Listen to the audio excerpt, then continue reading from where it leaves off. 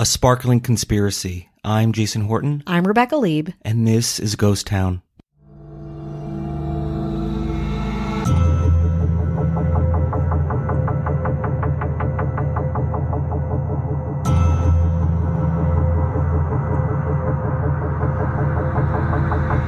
This episode is thanks to my dear friend Erin Leaf, and as we are recording this, it is her birthday. Appropriate because today we're talking about a staple of birthday celebrations, glitter. The biggest manufacturer of glitter is called Glitterex, and surprisingly, their business is very private, mysterious, and highly guarded. It's so weirdly secretive, the New York Times once described the industry as, quote, having a CIA level of obfuscation. Glitterex is also notoriously secretive about their biggest client, a client that doesn't want us to know why they use glitter in the first place. Why? How? What? Let's get into it. Today we're talking about the Glitterex mystery, a true glitter conspiracy. The history of glitter dates back to 1934, on a Bernardsville cattle farm in New Jersey, where farmer Harry Rushman invented a machine to cut metal into teeny, tiny pieces, creating modern glitter. This was a big advancement, as glitter was previously, and probably painfully, made out of glass. A December 1942 article in the New York Times advised New York City residents that pictures of evergreen boughs, placed in their windows for the winter holidays, would offer, quote, additional scintillation if, quote, sprinkled with dime store glitter, or mica. The pictures were to replace Christmas candles, which for wartime efforts were banned after sunset. The glitter of today is technically, quote, and I'm going to get this wrong, aluminum metallized polyethylene terephthalate. It takes 1,000 years to biodegrade, which makes it a pretty mean, environmentally unfriendly microplastic. New Jersey is, by all accounts, the global leader in glitter production. There are two main manufacturers, Meadowbrook Industries, still on the original Bernardsville cattle farm, and Glitterex, based out of Crawford, New Jersey. Both companies do not like doing any press or any interviews whatsoever. We're going to focus on the biggest manufacturer, Glitterex. Glitterex was founded in 1963. Mumbai-born scientist and engineer Babu Shetty joined the company as president and CEO in 1999, though he had been working to develop some of its glitter products since the 1970s. He jokes that he fell into the plastic business because it was recommended to Dustin Hoffman's character in The Graduate. Shetty says that they can't discuss their sales numbers and that people have no idea of the scientific knowledge required to produce glitter. That Glitterex's glitter-making technology is some of the most advanced technology in the world. It is impossible to see glitter being made, it is not allowed to hear glitter being made, and press can't even be in the same wing of the building as the room in which glitter was being made under any circumstances. Furthermore, Glitterex's many clients are not permitted to see their glitter being made, and their identities were sworn to secrecy.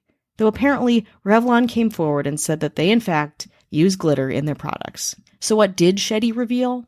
Well, the most popular glitter color by far is silver.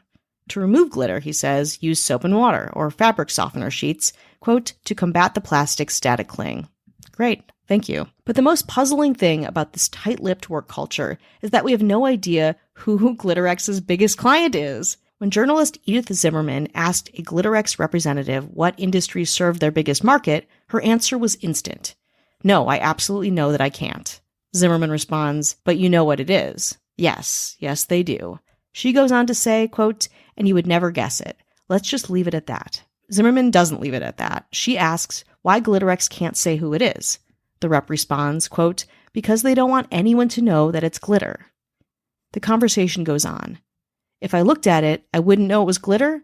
No, not really. Would I be able to see the glitter? Oh, you'd be able to see something, but I can't. That's all she says. Let's take a break. So who is this client? And as you've probably realized from life or listening to the first half of this podcast, glitter is everywhere. In NFL helmets, credit cards, even animal feed. Yes, researchers sometimes feed glitter to animals to track them via sparkly feces. Plywood manufacturers insert hidden layers of colored glitter in their products to prevent counterfeiting. Because glitter is difficult to remove completely from an area it's been introduced to, and because individual varieties can be distinguished under a microscope, it can serve as useful crime scene evidence. Years ago, the FBI contacted Glitterex to catalog samples of its products. The average American, said Shetty, sees glitter every day. Most of it is hexagonal, which is a cool piece of trivia, I guess. But again, let's focus up. Who is this big, anonymous client of Glitterex? Of course, I scoured the internet and there are lots of theories.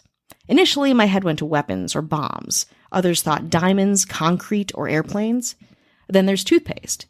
Earlier in the decade, online reviewers attested that Crest brand 3D White Vivid toothpaste contained small plastic particles that were getting logged into brushers' teeth and gums. Megan Culhane Galbraith on Twitter says, quote, I think it's Ford or one of the car companies.